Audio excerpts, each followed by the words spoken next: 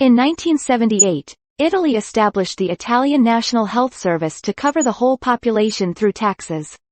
Since the establishment, the total public spending on healthcare increased from 5% of GDP to 7% in 2010.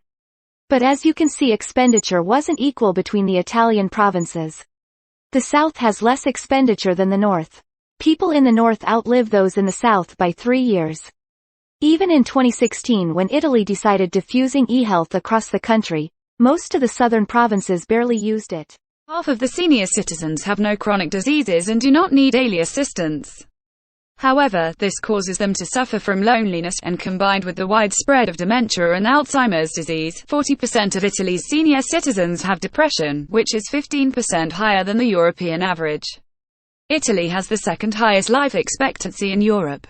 Knowing that women, of course, live longer than men by 4.5 years.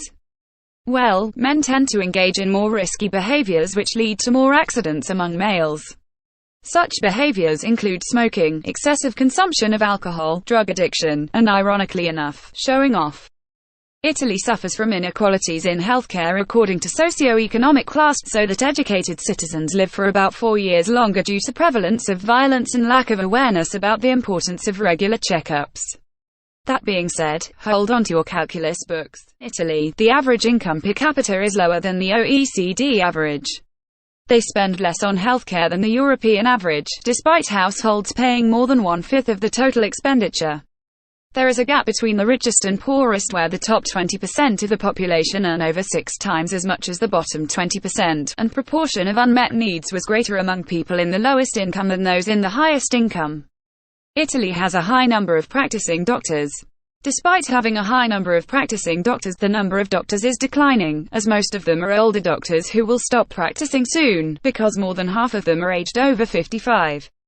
The number of hospital beds decreased, which is 30% below European average, while the number of intensive care units increased as a subsequent of COVID-19 virus. So, do you think this is the best system the country can have?